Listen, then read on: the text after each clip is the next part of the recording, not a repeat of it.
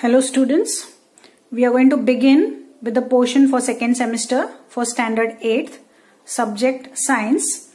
Chapter number is 10 and the name of the chapter is Cell and Cell Organelles.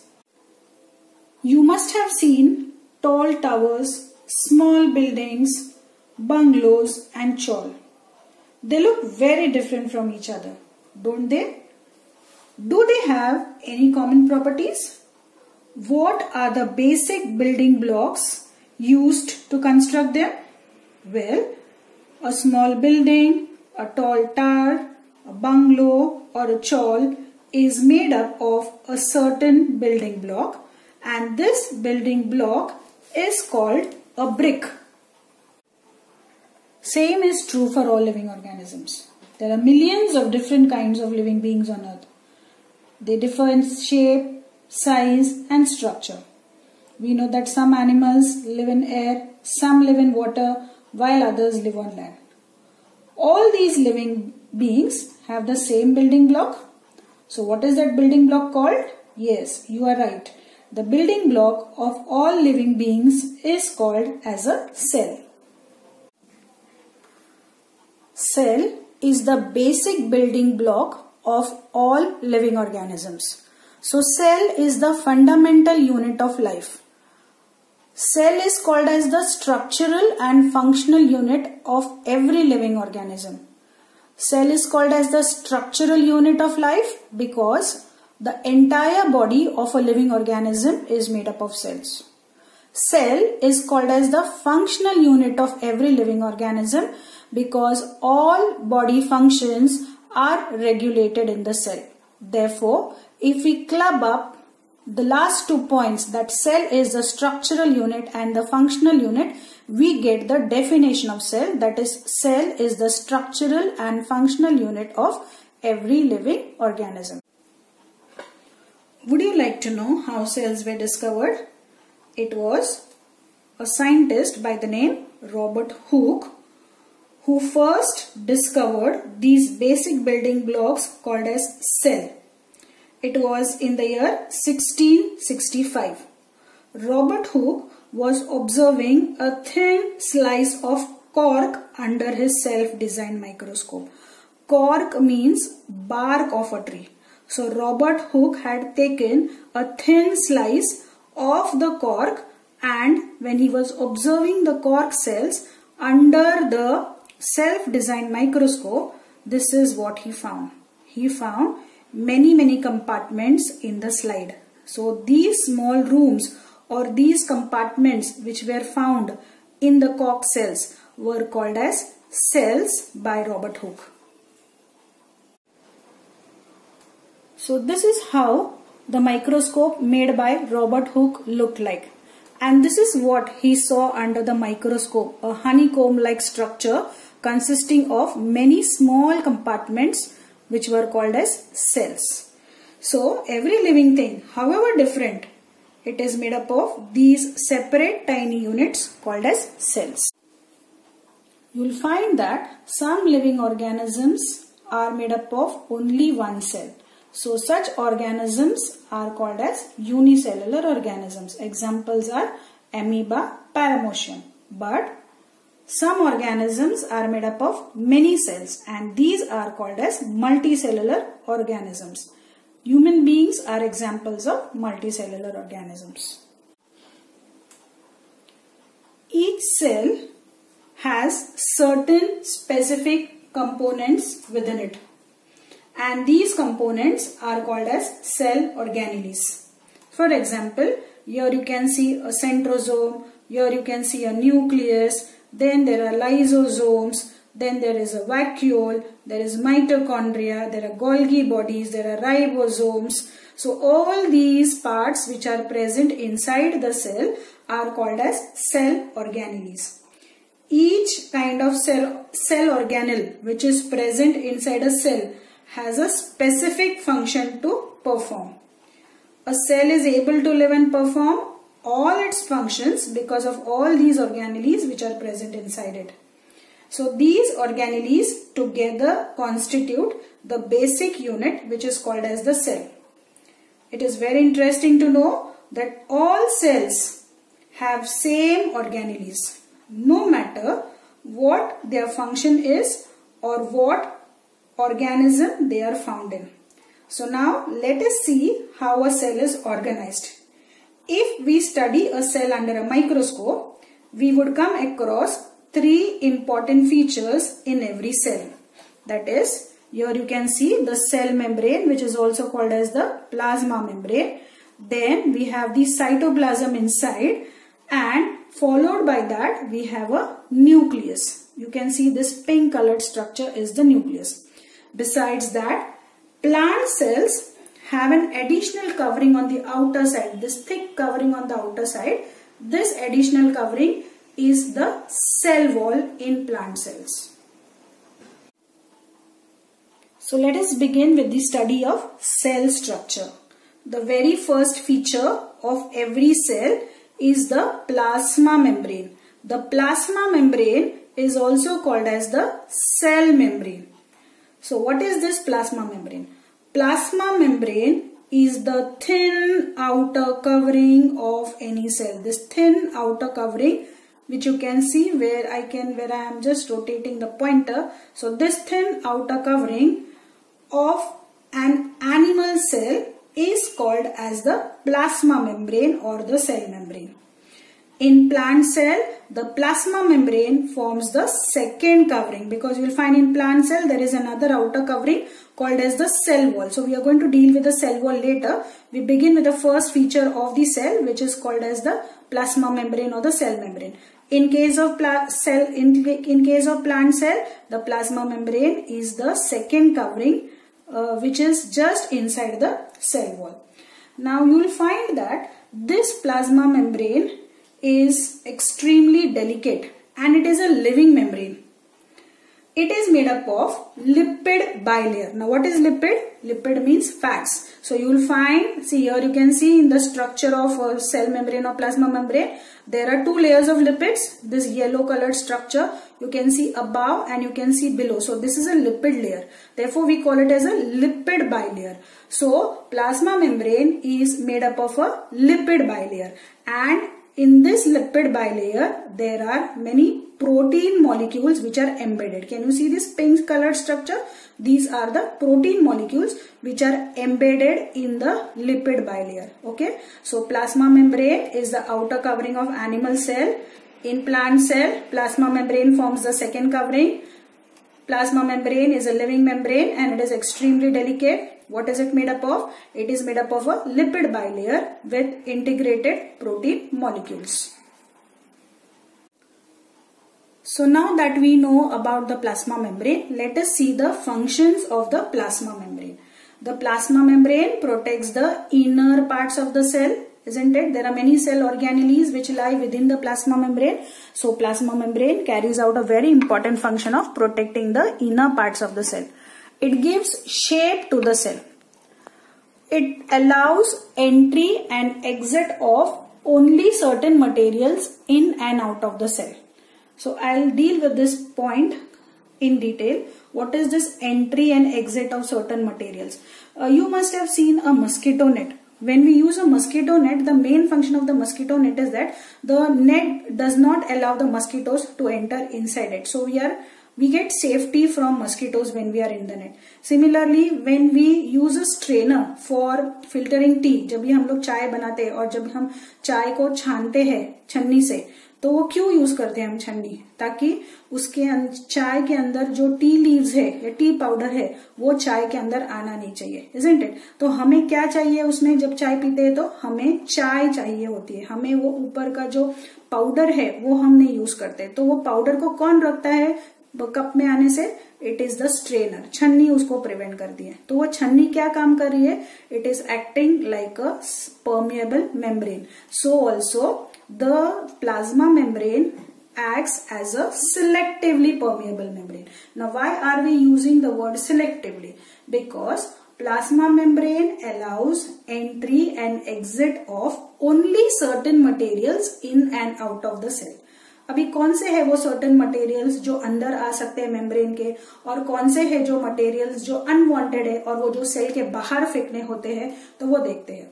So because of the selective permeability of the plasma membrane, useful molecules can enter the cell. अभी कौन से useful molecules हो सकते हैं जो cell के अंदर entry करना चाहते हैं? It is water.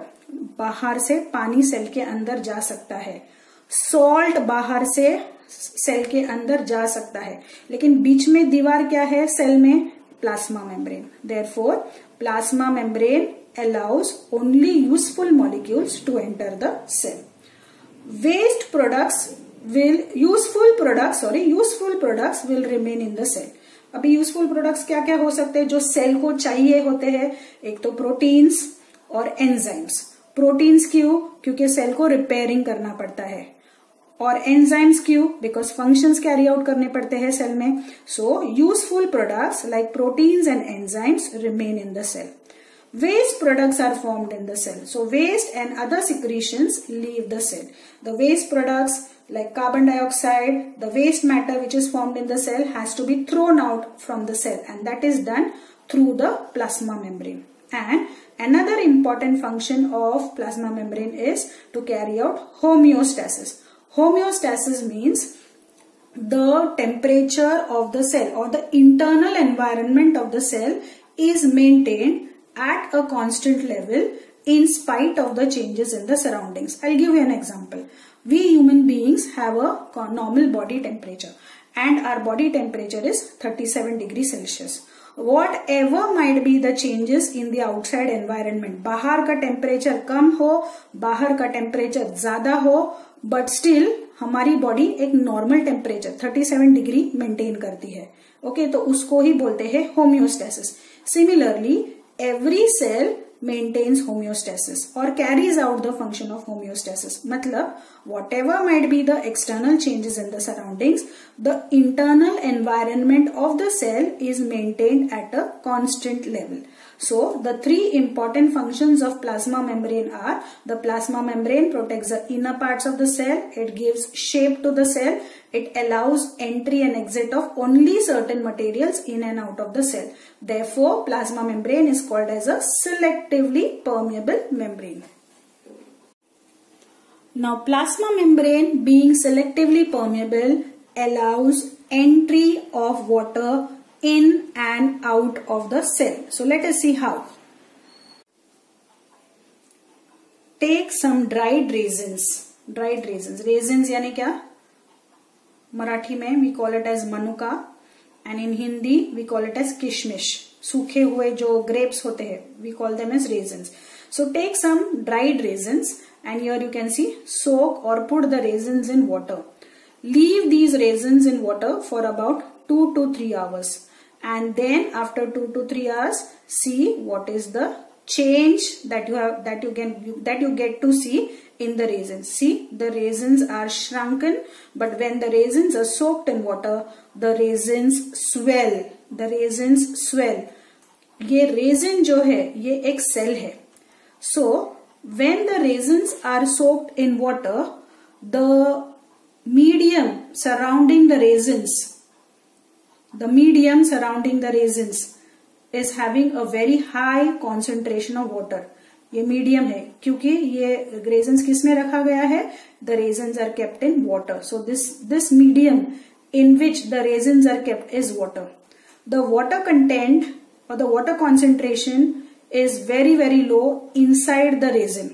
So there is a difference in concentration of water. The medium surrounding this cell is having a high concentration of water, whereas the concentration of water inside the cell is very less.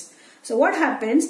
Due to difference in the concentration levels of water, water enters the cell from a region of high concentration to a region of low concentration.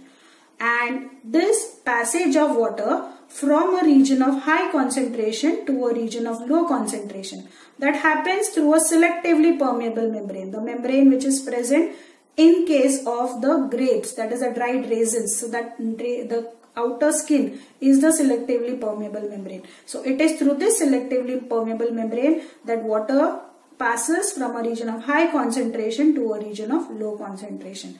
And this passage of water from a region of high concentration to a region of low concentration through a selectively permeable membrane is called as osmosis.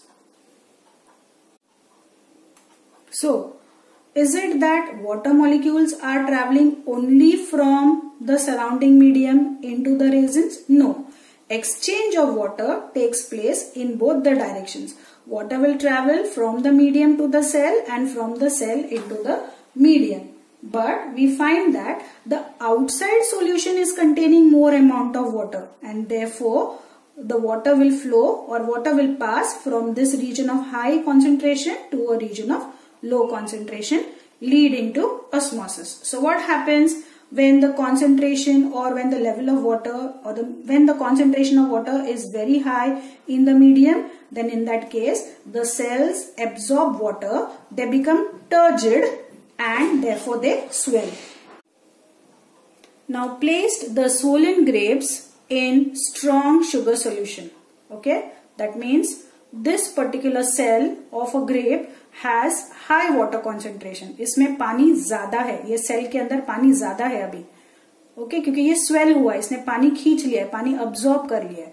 But these swollen grapes are kept in a medium. This medium is consisting of strong sugar solution. In sugar solution, concentration of sugar is very high, but concentration of water is low. यानी पानी की मात्रा कम है लेकिन sugar की मात्रा ज्यादा है इस सॉल्यूशन में. So what is the condition here? Concentration of water is high inside the grape, but the concentration of water is low outside the cell. That is this grape we are going to consider it as a cell. So the medium is having a low water concentration, the cell is having a high water concentration.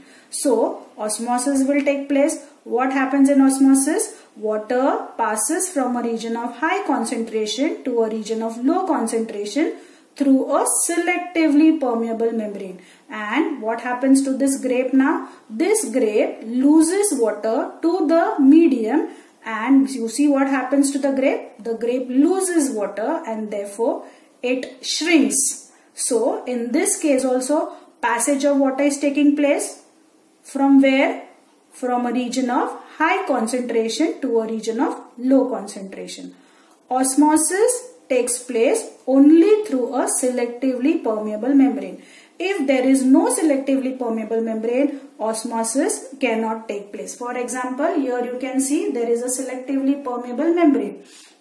This is a region of high solute. High solute means less of water and more of solute. Solute is any substance which gets dissolved in water. For example, if I say salt is dissolved in water, so salt will form the solute and water will form the solvent. This is a region of low solute, जहाँ पे पानी ज्यादा है लेकिन solute की मात्रा बहुत कम है. Okay, so in which direction is the water traveling? The water is traveling from a region of high concentration to a region of low concentration. So this is a very important definition. I hope you have understood what is meant by osmosis. The passage of water from a region of high concentration to a region of low concentration through a selectively permeable membrane is called as osmosis. If a cell is dropped in water, then one of the three things could happen.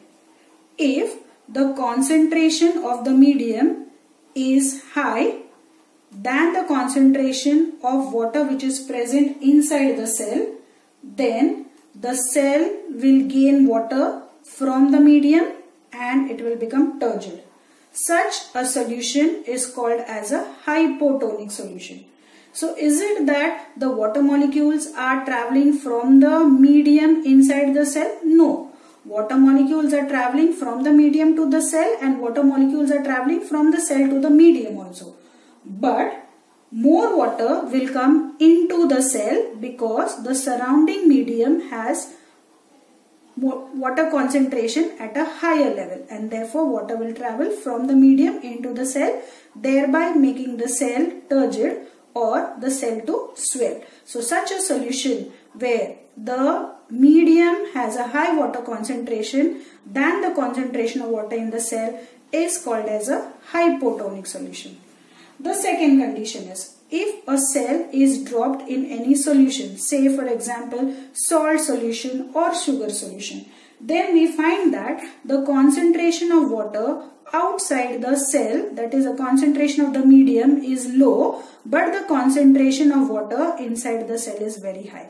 So water will travel from the cell to the water and from this medium into the cell, but more water will travel from the cell into the surrounding medium. So what will happen? The cell will lose water and the cell will shrink.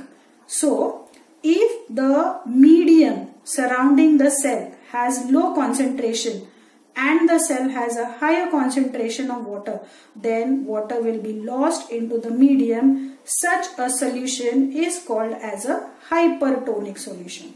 Now it is also possible that when a cell is dropped in a solution, there will be transfer or there will be passage of water from the medium into the cell and from the cell into the medium. But if the medium has exactly same concentration of water as that in the cell, then the net gain of water or the overall result of water, that means equal amount of water will enter the cell and equal amount of water will leave the cell. So what will happen to the cell? Nothing will happen to the cell. The cell will remain as it is. So if the concentration of the medium is same as that of the cell, then the solution is called as isotonic solution. So depending upon the concentration of the medium and the concentration of water which is present in the cell, we have three types of solutions: hypotonic solution, hypertonic solution and the isotonic solution. So once again, when a cell is placed in a solution of maybe sugar or salt, then there are three possibilities. Which are these three possibilities? We can have a hypotonic solution, a hypertonic solution and a isotonic solution. In a hypotonic solution, the solution has greater concentration of water than the cell. Therefore, water will move from the medium into the cell and therefore the cell will swell up. Hypertonic solution, a hypertonic solution has less concentration of water in the medium than inside the cell. Therefore, the cell will lose water to the surrounding and consequently the cell shrinks. Isotonic solution, an isotonic solution has same concentration of water like that of the cell. Therefore, the cell will neither gain nor lose water. So, there is no change observed in the cell. Whenever cell is kept in a hypertonic solution, that is a concentrated solution of maybe salt or a concentrated solution of sugar, then water will be lost from the cell to the medium and the cell shrinks. So the shrinkage of cytoplasm in the animal or plant cell when the cell is placed in a hypertonic solution is called as plasmolysis. Shrinkage of cytoplasm when the plant or animal cell is placed in hypertonic solution is called as plasmolysis. So, plasma membrane, being a selectively permeable membrane, allows entry and exit of water molecules in and out of the cell. And we have seen that this phenomenon is called as osmosis. Now, along with osmosis, there is another important process which plays a very important role in exchange of materials in and out of the cell, and that process is called as diffusion. Now in the process of diffusion, once again substances move from a region of high concentration to a region of low concentration. But here a selectively permeable membrane is not required. For example, oxygen is present in the outside environment. In our body, the concentration of oxygen is less. When the concentration of oxygen in the body becomes less, then oxygen moves from a region of high concentration, that is air, into the region of low concentration, that is our body. Okay. So, exchange of material takes place. From where? From a region of high concentration to a region of low concentration. Similarly, when the concentration of carbon dioxide inside the body becomes high and the concentration of carbon dioxide in the outside environment is low, what we do is we breathe out carbon dioxide. So from where does the carbon dioxide move to? From a region of high concentration, that is from the body, to a region of low concentration, that is the environment. But here we don't require a selectively membrane at all. So diffusion means movement of substances from a region of high concentration to a region of low concentration. Diffusion plays a very important role in gaseous exchange from cell to cell, as well as from the cell to the external environment and from the external environment to the cell. So I gave you example of oxygen. Okay. So for example, here you can see in the diagram, in the air the oxygen concentration is very high. In our body the oxygen concentration is low. So from where will the oxygen move? From the air into the human body. So this is called as diffusion. The cell membrane is flexible, and because of the flexibility of the cell membrane, the cell can engulf the food. You can see this is the food. The food material has been surrounded by the plasma membrane. Okay, the plasma membrane has changed its shape and it has surrounded the food particle. And what will happen to this food particle now? The food particle will be slowly taken inside the cell. So this process of engulfing the food, that is surrounding the food, and even the other nutrients, that is like oxygen or maybe the oxygen, yes. So engulfing the food materials and the other nutrients from the external environment is called as endocytosis. So this endocytosis is also brought about by cell membrane or the plasma membrane. Similarly, when the food molecule is taken inside, then the food molecule will be digested, it will be absorbed inside the cell, it will be stored in the vesicle, that is it will be stored in the food molecule. Waste products will be formed inside the cell. Now these waste products cannot remain inside, and these waste products have to be thrown outside the cell. So from where these waste products will make an exit from the cell? It will be through the plasma membrane. So throwing out the waste and the other secretory materials from the cell is called as exocytosis. So exocytosis is another important function which is carried out by the plasma membrane. So what is endocytosis? To engulf the food materials and the other nutrients inside the cell from the external environment is called endocytosis. What is exocytosis? Throwing out the waste and other secretory materials out of the cell is called as exocytosis. So children, I hope you must have understood what is meant by a cell. What are the three features that describe a cell? And in this video, we have discussed about plasma membrane or cell membrane in detail. We have studied the functions of plasma membrane. We have studied a new term called as osmosis, diffusion. We have studied endocytosis and we have studied exocytosis.